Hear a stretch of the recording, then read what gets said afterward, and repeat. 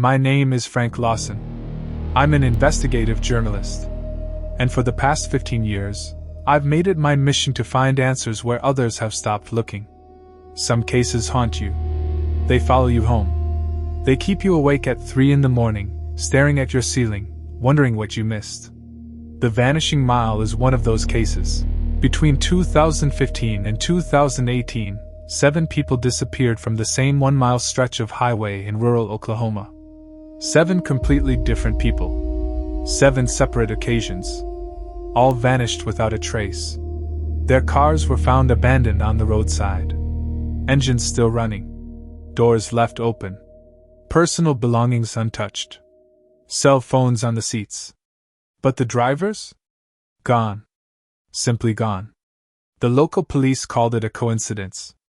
Runaways, they said. People choosing to disappear. The FBI reviewed the cases and found no connection. The media covered it for a week, then moved on to the next story. But I couldn't move on. Because when I looked at those 7 faces, I saw something everyone else missed. I saw a pattern. And patterns don't lie. This is the story of the Vanishing Mile. And I'm going to tell you what really happened on that dark stretch of Interstate 40. But I warn you. This isn't a story with easy answers. This is a story about how evil can hide in plain sight for decades. About how the people we trust can be the most dangerous. And about how sometimes, the highway we drive every day can become a hunting ground. My investigation took me to a dying town called Redemption, Oklahoma. Population 900 and declining. The kind of place people leave and never come back to.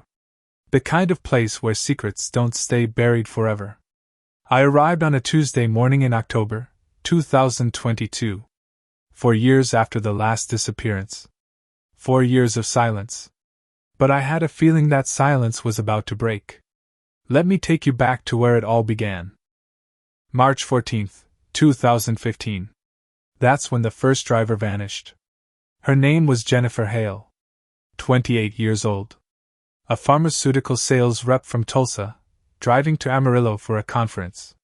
She was on Interstate 40, that endless ribbon of asphalt cutting through Oklahoma. She'd made this drive a dozen times before.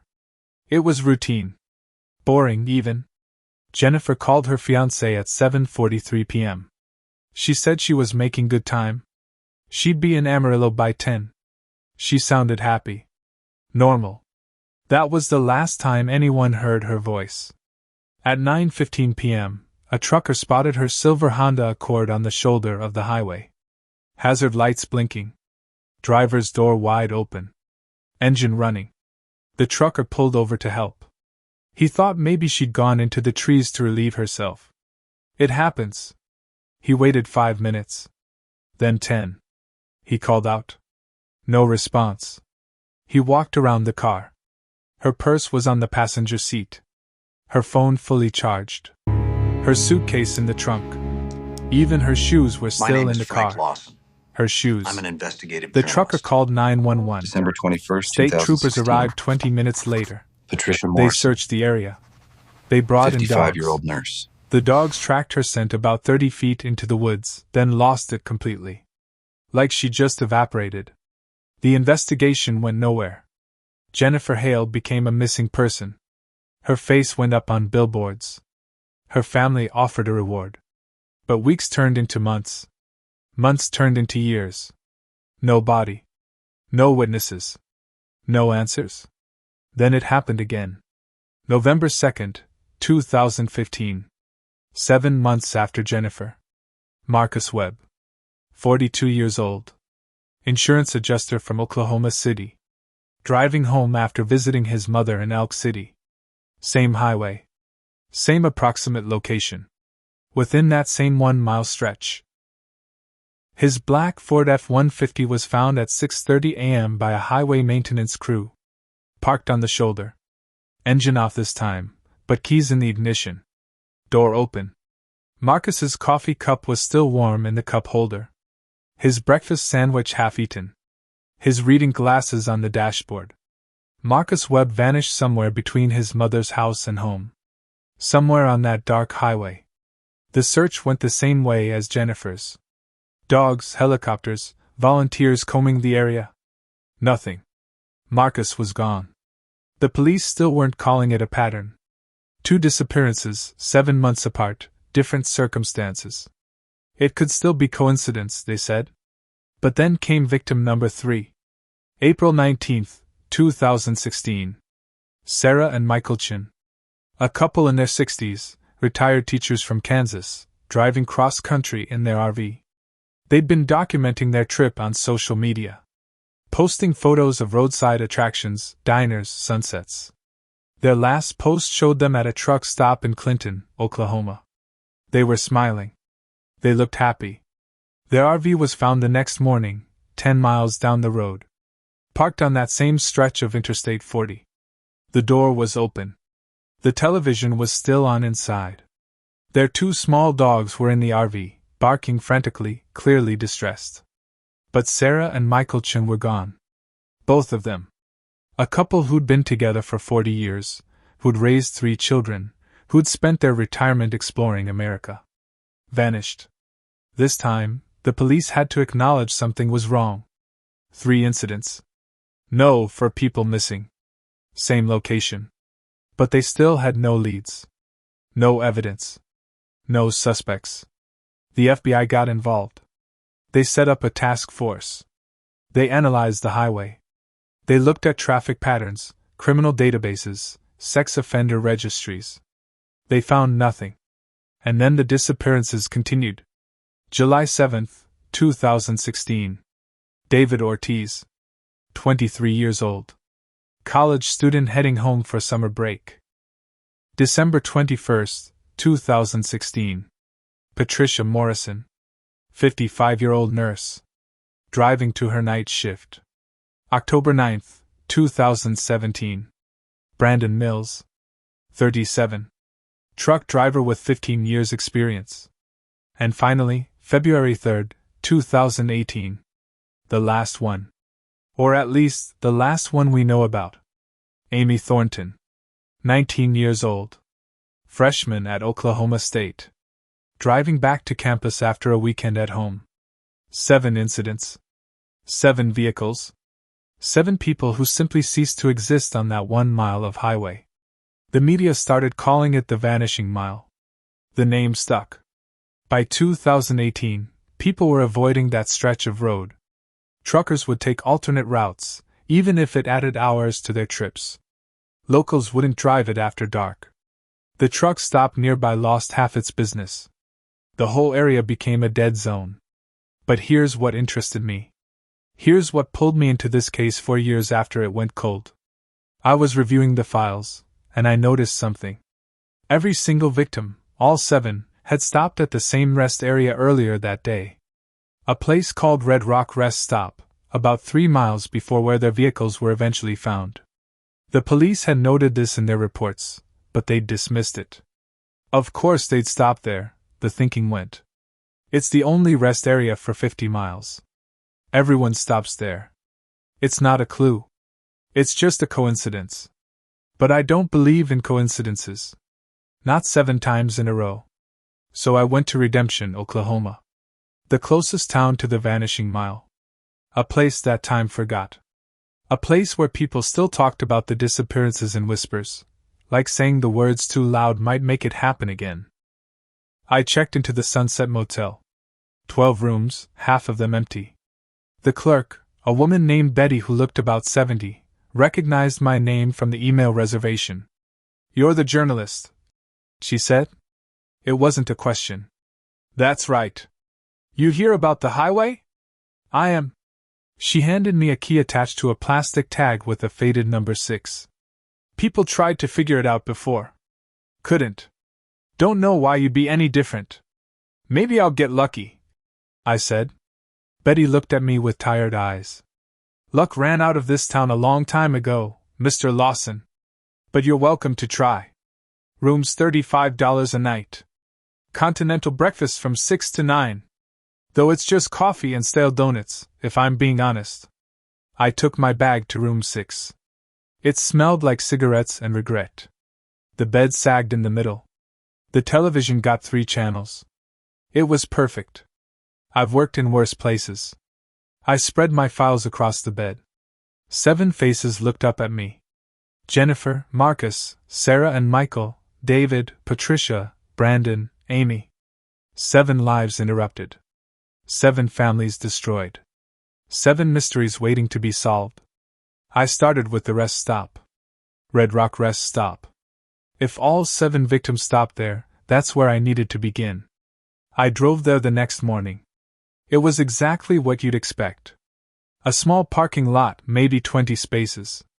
A cinder block building with restrooms. A few vending machines. A faded map of Oklahoma behind plexiglass. Everything looked forgotten. Neglected. There were 2 cars in the lot. One was a beater with Oklahoma plates, probably someone using the bathroom. The other was a semi-truck, the driver sleeping in the cab. I walked around. I took photos. I studied the layout. The rest stop sat in a shallow valley, surrounded by scrubby vegetation and red dirt. The highway was visible from here, cars rushing past at 70 miles an hour, none of them stopping. There was nothing obviously sinister about the place. But then, there never is. Evil doesn't announce itself. I was about to leave when I noticed something. Behind the building, partially hidden by overgrown weeds, was an old payphone. I walked over to it. The phone itself was long dead, the receiver dangling by its cord. But there was something else. Scratched into the metal of the phone booth, barely visible, were words. I had to squat down and angle my head to read them. Help was scratched there. And below it, a date. March 14th, 15. March 14th, 2015. The day Jennifer Hale disappeared. My pulse quickened. I took photos. I examined the scratching. It was crude, done with something sharp. A key maybe. Or a pen. Someone had been here, afraid, desperate enough to leave a message. Had it been Jennifer? Had she stopped here, used the restroom, and something happened? Had she tried to call for help on this phone? I needed more information. I needed to talk to people who were here back then. People who might have seen something. I drove into Redemption. The downtown was 3 blocks of brick buildings, most of them empty. A bank that was now a check cashing place. A diner called Rosie's. A gas station. A feed store. That was about it. I parked in front of Rosie's diner. A bell chimed as I walked in. The place was exactly what you'd imagine. Red vinyl booths. A counter with spinning stools. A jukebox in the corner that probably hadn't worked since 1995. And the smell of coffee and fryer grease. There were 4 people inside. An elderly man reading a newspaper at the counter. 2 women in a booth, speaking in low voices. And a waitress, maybe 50, with tired eyes and a practiced smile. She approached with a coffee pot. Sit anywhere, hon. Coffee? Please. I sat at the counter. She poured. The coffee was strong and bitter. Perfect. Menu's right there, she said, nodding at a laminated card stuck between the napkin dispenser and the ketchup. Just coffee for now, thanks. But I was hoping you could help me with something else. Her expression shifted slightly. Guarded now. What's that? I'm Frank Lawson. I'm a journalist. I'm looking into the disappearances. The Vanishing Mile. The diner got quiet. The 2 women in the booth stopped talking. The old man glanced up from his paper. The waitress, her name tag said Donna, set the coffee pot down carefully. That was years ago. I know. But I think there's more to the story. Police already investigated. FBI too. They didn't find nothing. I'm not the police. I'm just trying to understand what happened. Donna crossed her arms. Why? Why now?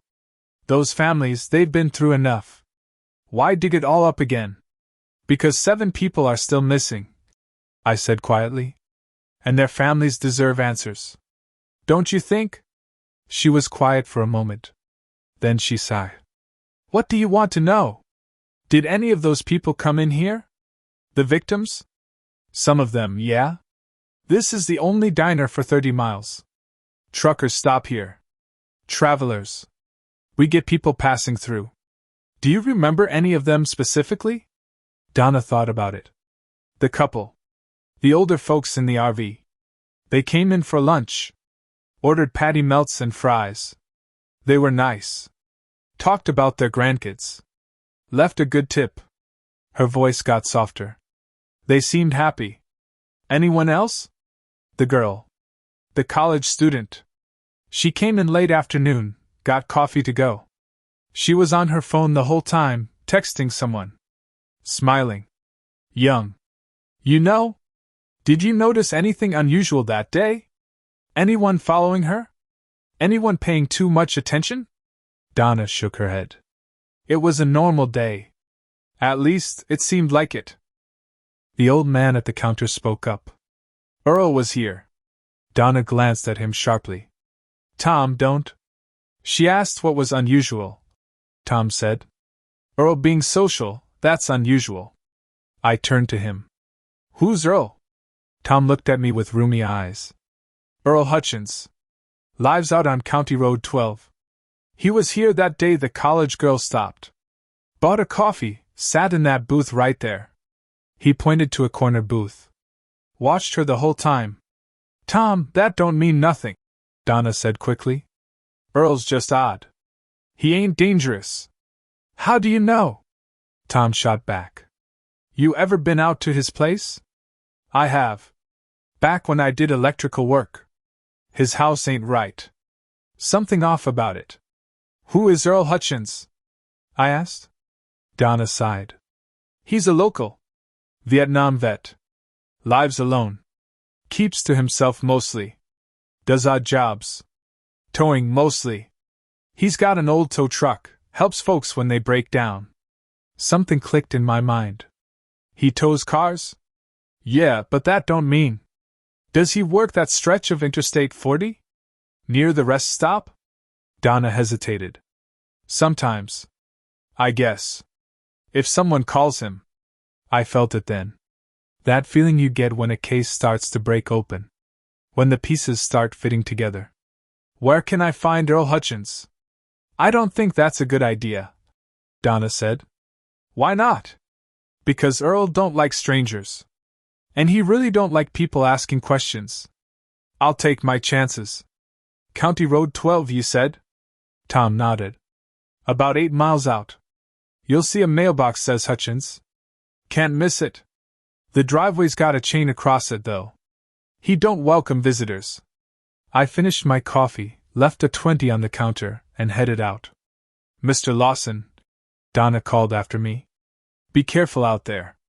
There's things in this town people don't talk about. Reasons we keep quiet. What kind of reasons? She just looked at me. The kind that keep people safe. I drove out County Road 12. The town gave way to empty land. Red dirt and scrub brush. The occasional farmhouse, but mostly nothing. Just flat, empty Oklahoma stretching to the horizon. 8 miles out, I saw the mailbox. Hutchins painted in faded letters. A gravel driveway leading back into a cluster of trees. And sure enough, a heavy chain stretched across the entrance with a "No Trespassing" sign. I parked on the shoulder and got out. I could see a house through the trees. A small farmhouse, white paint peeling. And next to it, a large metal barn or workshop. An old tow truck was parked beside it. The truck was primer gray, spotted with rust. I stood there for a moment, considering my options. I could call the local police, tell them my suspicions. But suspicions aren't evidence. And small-town cops protect their own. If Earl was involved and had connections, a warning call would tip him off. Or I could walk up that driveway and knock on the door. Introduce myself. Ask some questions. See how Earl Hutchins reacted. I chose the latter. I stepped over the chain and walked up the gravel drive. It was quiet out here. No traffic noise. No birds. Just the sound of my footsteps on gravel and wind moving through dry grass. As I got closer, I could see the property in more detail. The house was small and plain. Curtains drawn. No lights on inside even though it was overcast and gloomy. The barn was bigger than I'd thought, maybe 40 feet long. It had regular doors on one end and a large rolling door on the other. The tow truck was interesting. It was old, maybe from the 1980s. The kind of truck you see in rural areas, passed down through generations, kept running with spare parts and stubbornness. I knocked on the front door of the house. Waited. No answer. Knocked again, harder. Still nothing.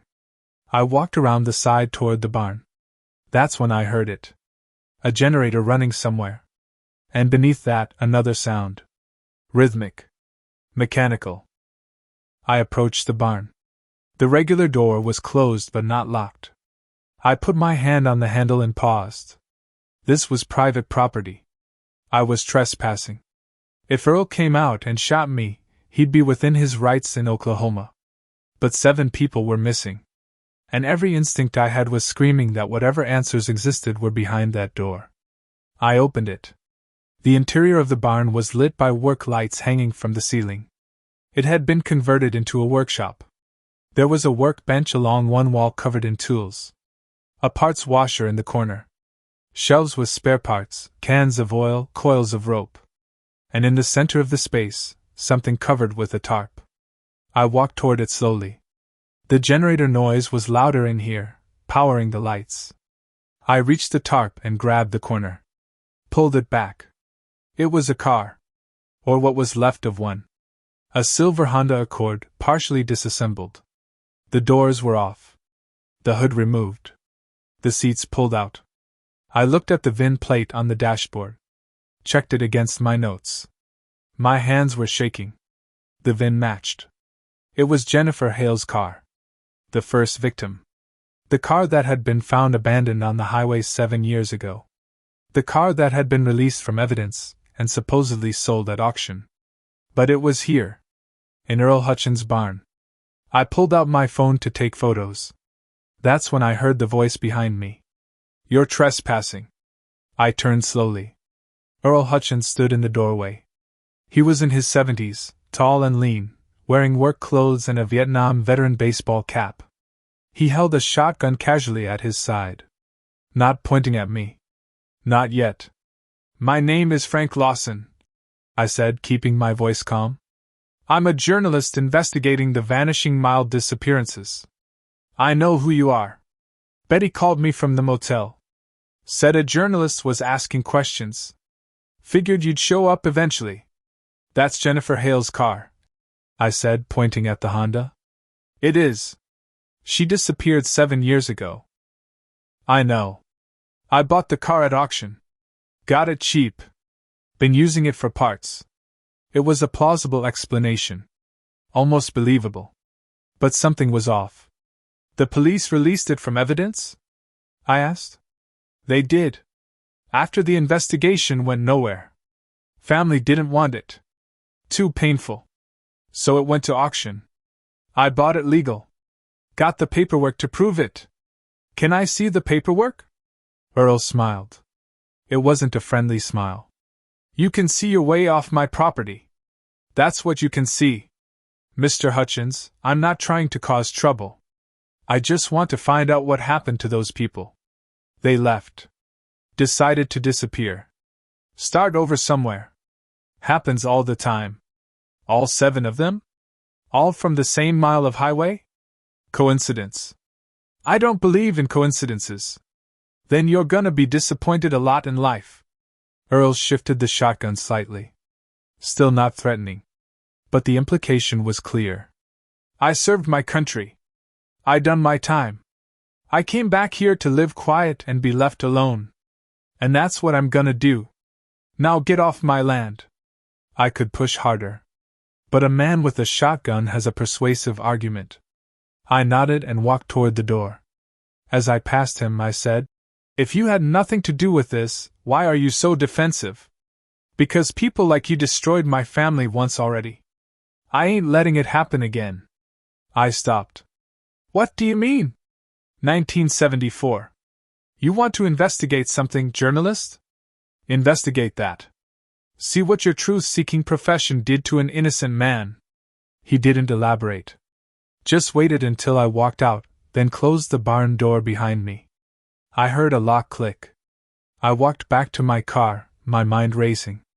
I had more questions now than answers. But I had something. A thread to pull. Back at the motel, I opened my laptop and started searching. Earl Hutchins. 1974. Oklahoma. It took an hour, but I found it.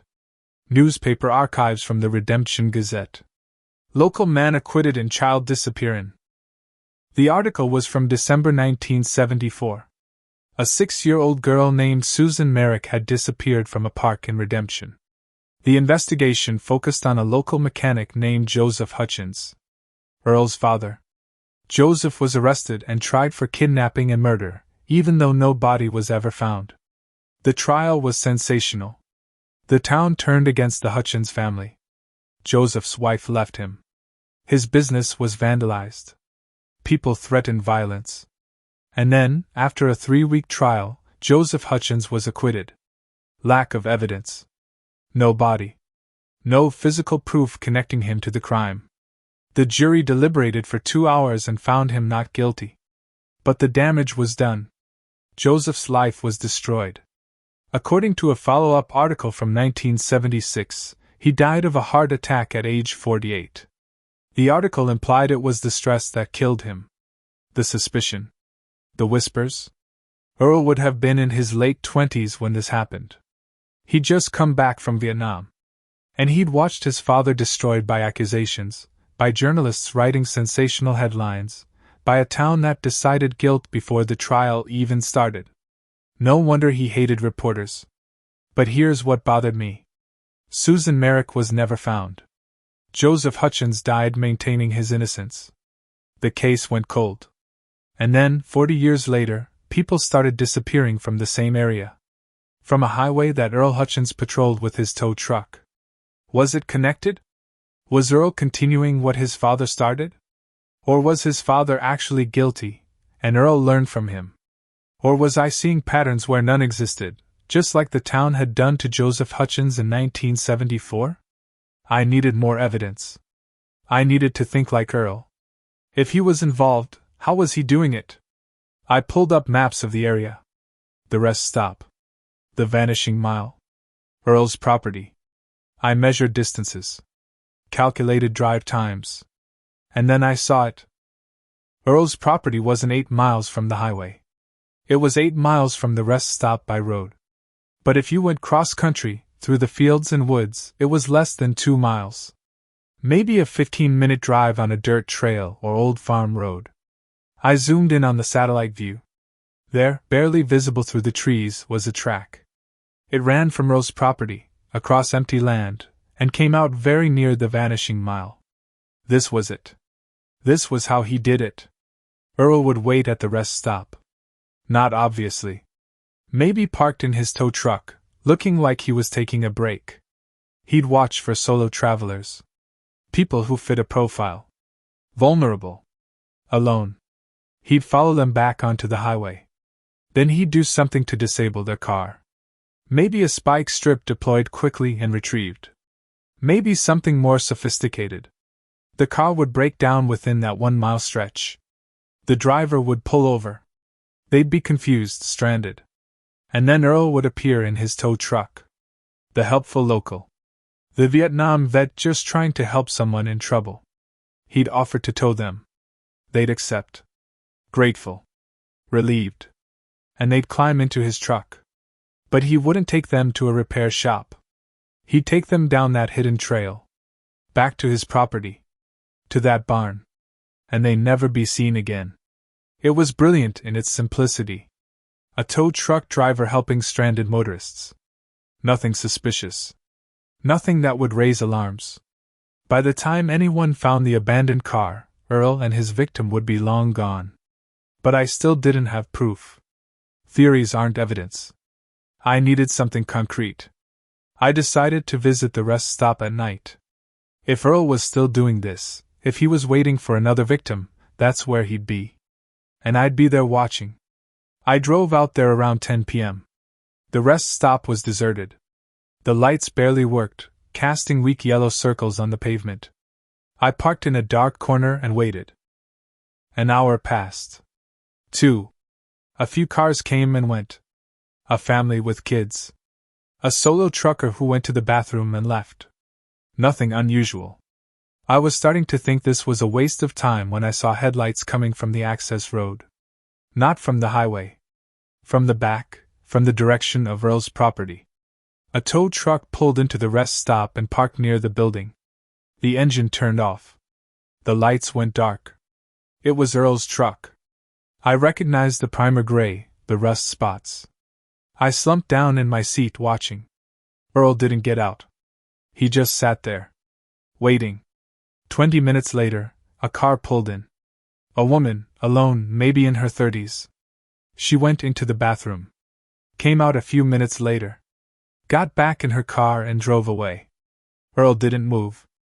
Another hour passed. Another car. This time a young guy, early 20s. He used the bathroom. Checked his phone. Bought something from a vending machine. Left. Earl still waited. It was past 2 a.m. when the next car arrived. An older sedan, traveling slow. It pulled in and parked. A man got out. Older, maybe 60. He looked tired. Confused. Like he wasn't quite sure where he was. He went to the bathroom. Took a long time. When he came out, he stood by his car, looking at his phone. Even from this distance, I could see his frustration. No signal probably. Out here, coverage was spotty. The man got back in his car. Tried to start it. I heard the engine turn over once, twice, then nothing. Dead. He tried again. Nothing. Earl got out of his tow truck. I watched as Earl approached the man's car. Friendly. Helpful. They talked. The man looked relieved. Earl pointed to his tow truck. The man nodded. Earl walked back to his truck. Positioned it in front of the sedan. Started hooking up the tow cable. This was happening right now. Right in front of me. I had to make a decision. I could call 911. But what would I say? A tow truck driver is helping a stranded motorist? That's not a crime. And by the time police arrived, they'd be gone. Earl would have taken the man to his property. And I had no proof of what happened after that. Or I could follow them. Document where they went. What happened? Get evidence. I started my car and pulled out, keeping my lights off. Earl's tow truck pulled out of the rest stop with the sedan in tow. He didn't turn toward town. He turned onto a small dirt road I hadn't noticed before. The same road he'd come from. I followed at a distance. The road was rough, barely maintained. We were going cross-country now, away from the highway. Deeper into the empty land. After about 10 minutes, I saw lights ahead. Earl's property. He pulled the tow truck into the barn area. I stopped my car behind a cluster of trees about 100 yards away and got out. I crept closer on foot. I could hear voices now. Earl and the stranded motorist. Appreciate this, the man was saying. My phone's dead and I couldn't get a signal anyway. No problem, Earl replied. Happens all the time out here. I'll take a look at your car, see what's wrong. Probably just a battery. You can wait in the house. Got coffee on? That'd be great. I've been driving for hours. They walked toward the house. I heard a door open and close. I moved closer to the barn. The tow truck was parked outside, the sedan still attached. I pulled out my phone and took photos. Then I crept to the barn door and listened. I heard the generator running. Heard movement inside. Then Earl's voice talking to someone. But the other voice wasn't the stranded motorist. It was a woman's voice. Weak. Frightened. Please, the voice said. Please let me go. My blood ran cold. There was someone already in there. Someone Earl was holding captive. I had to get help. I pulled out my phone to call 911. No signal. Of course not. I was in the middle of nowhere. I could run back to my car, drive until I got a signal. But that would take time. 15 minutes at least. And what would happen to the stranded motorist in those 15 minutes? What would happen to whoever was already in there? I made a decision. I opened the barn door. The interior was lit by work lights, same as before. But now I saw what I'd missed on my first visit. On the far side of the barn, there was another door. It was partially open, and I could see stairs leading down. A basement. Under the barn. I heard Earl's voice from down there. "Shut up. I'm busy right now." I descended the stairs as quietly as I could. They creaked under my weight. At the bottom was a hallway with concrete walls. Bare bulbs hanging from the ceiling. And doors. 3 of them. All closed except one. I looked inside the open door. It was a cell. A small room, maybe 8 by 8, with a cot and a bucket. And chained to a ring in the wall was a woman. She looked to be in her 40s. Thin. Dirty. Her eyes went wide when she saw me. I put a finger to my lips. She nodded, understanding. I heard footsteps above. Earl coming back. I looked around frantically. There. A pipe along the ceiling. I grabbed it and pulled myself up, wedging myself between the pipe and the ceiling, praying it would hold my weight. Earl came down the stairs. He walked past the open cell without looking at the woman, heading toward another door at the end of the hall. He unlocked it and went inside. I dropped down as quietly as I could. Ran to the cell. "Who are you?" I whispered. "Patricia," she gasped. "Patricia Morrison. He took me 6 years ago. Please help me." Patricia Morrison. Victim number 5. The nurse. She wasn't dead. She'd been here the whole time. "How many others?" I asked. "I don't know. He keeps us separate. I hear voices sometimes. At least 2 others. Maybe more.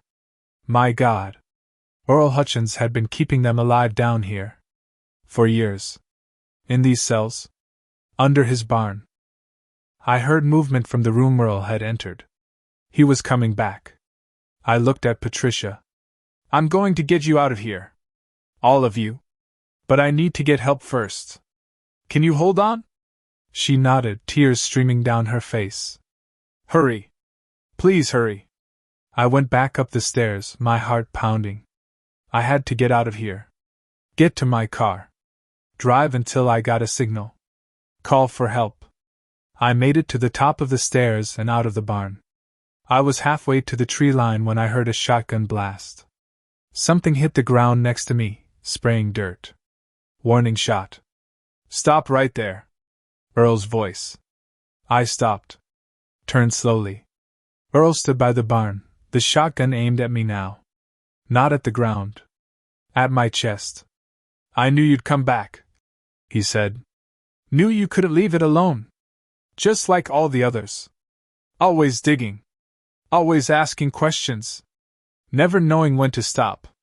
Earl, listen to me." "No. You listen. My father was innocent. You understand? He didn't take that girl. But people like you, journalists, police, you all decided he was guilty anyway. You destroyed him. Killed him as sure as if you'd put a gun to his head. I understand. What happened to your father was wrong. You don't understand nothing." His voice cracked with rage. "They took everything from him. From us. And nobody paid. Nobody was punished. So I decided someone should pay. I decided there should be consequences. The people you took, they're innocent. They had nothing to do with what happened to your father." Earl laughed. It was a bitter, broken sound. "Nobody's innocent. Everyone's guilty of something. They just don't get caught. Well, I caught them. And I made them pay. Patricia Morrison is down there. She's been there for 6 years. She's a nurse, Earl. She helps people. What did she do to deserve this? She was there. That's enough. They're all guilty of being there. Of existing. Of living their lives while my father rotted in the ground." I realized then that Earl was insane. Not Hollywood crazy. Real insane. The kind born from trauma and isolation and decades of festering resentment. There would be no reasoning with him. I had one chance. I dove to the side just as Earl fired. The shot went wide. I scrambled behind the tow truck, using it as cover. Another shot. The truck's window exploded. I ran for the tree line, zigzagging, making myself a harder target. Another shot. Another miss. I reached the trees and kept running. Behind me, I heard Earl shouting. Heard him pursuing. I made it to my car. Fumbled with the keys. Got the door open. Started the engine. Earl emerged from the trees, reloading the shotgun. I threw the car in reverse and floored it. The car fishtailed on the dirt road. Another shot, and my rear window shattered. But I was moving. Accelerating. Getting distance. I drove like hell down that dirt road, branches scraping the sides of the car. Finally reached the paved county road. Turned toward town. Kept checking my mirror. No headlights behind me. I drove 5 miles before I got a cell signal.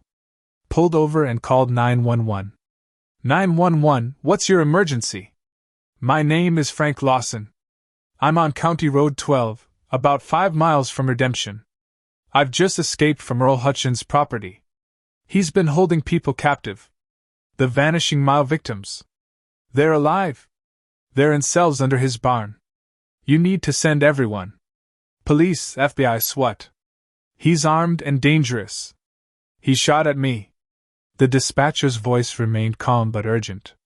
Sir, stay on the line. I'm dispatching units now. Are you injured? No. But there are at least 3 people being held captive. Maybe more. One of them is Patricia Morrison, missing since 2016. They're in cells. Underground. Under the barn. You need to hurry. The response was massive. State Police. Sheriff's Department. FBI. SWAT teams from Oklahoma City. They surrounded Earl's property within an hour. Earl didn't surrender peacefully. There was a standoff. Negotiations. Ultimatums. It ended when SWAT breached the barn. They found Earl in the underground hallway, standing among the cell doors, holding a pistol. He raised it toward the officers. They shot him. He died in that hallway. In the prison he'd built for others. But he'd lost. Because the people he'd kept down there, they survived. Patricia Morrison, held for 6 years. David Ortiz, the college student, held for 5 years. And Amy Thornton, the last victim, held for 4 years. 3 survivors. 3 people who'd been written off as missing. As dead. Who'd endured hell in those cells. But who lived? The others weren't so lucky. Jennifer Hale, Marcus Webb, Sarah and Michael Chin, Brandon Mills. They were found buried on Earl's property. Behind the barn. In shallow graves. Earl had kept some alive and killed others. There was no pattern we could determine. No logic to who lived and who died. Just the random cruelty of a broken mind. The investigation into Earl Hutchins revealed the full scope of his crimes. The hidden trail he used to access the highway. The spike strips he deployed to disable cars. The way he'd approach in his tow truck, offering help, gaining trust. And we discovered something else. Something that answered my question about his father. In Earl's house, hidden in the attic, was a box. Inside were newspaper clippings about Susan Merrick's disappearance in 1974. And under those clippings was a child's dress. Pink with white flowers. It matched the description of what Susan had been wearing the day she disappeared. Joseph Hutchins hadn't been innocent after all. Earl had known. Had kept his father's secret. And when Joseph died, Earl had continued the tradition. A family legacy of taking people. Of making them disappear. The town of Redemption was devastated. They'd lived among a monster for decades. They'd bought coffee from him at Rosie's Diner. They'd called him when their cars broke down. They'd trusted him. Betty at the Sunset Motel cried when I stopped to check out. I called him that night you checked in, she said. To warn him you were asking questions. Oh God. I helped him. You didn't know, I told her. No one knew. But that was the thing about evil. It doesn't look like evil. It looks like a tired Vietnam veteran living alone. It looks like a helpful tow truck driver. It looks like your neighbor. Patricia Morrison, David Ortiz, and Amy Thornton were rescued and reunited with their families. The physical healing would take time. The psychological healing would take longer. Maybe forever. But they were alive. And that meant something. I wrote the story. Published it in 6 parts. It was read by millions. Won awards. But I don't think about the awards. I think about the 4 who didn't survive.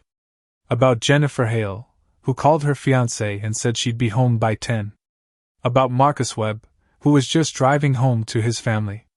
About Sarah and Michael Chin, who wanted to see America in their retirement. About Brandon Mills, who'd driven trucks for 15 years without incident. I think about how a 1-mile stretch of highway became a killing ground because one man decided the world owed him revenge for his father's sins. The Vanishing Mile doesn't claim victims anymore. Earl Hutchins is dead. His property was bulldozed. The barn where he kept his prisoners was torn down, the cells filled with concrete. But the memory remains. Travelers still avoid that stretch of road if they can. The rest stop was closed permanently. And the town of Redemption is dying a little faster now, the stain of what happened there driving away what few people remained. I left Oklahoma and moved on to other cases. Other mysteries. But sometimes, late at night, I think about Earl Hutchins. About how close he came to getting away with it. If I hadn't noticed that all 7 victims stopped at the same rest area, if I hadn't followed that thread, he might have continued. How many more would have vanished on that mile of highway? I'll never know. And I'm grateful for that. This is Frank Lawson. And this has been the story of the Vanishing Mile. A story about the monsters we don't see. The evil that hides in plain sight. And the thin line between justice and revenge. If you're driving late at night, on a lonely highway, and your car breaks down, be careful who you accept help from. Because sometimes, the person offering assistance isn't there to help. Sometimes they're there to hunt. Stay vigilant. Stay safe. And remember, the truth is always worth finding, no matter how dark it might be. Next time, I'm taking you inside Maplewood Retirement Home, where 12 elderly residents died in their sleep over 8 months. The doctors called it natural causes. But one victim left a voicemail that changes everything. Someone is stealing my memories. Join me as I go undercover to expose a killer hiding behind Mercy. That's the Memory Thief, and you won't want to miss it. Thank you for listening.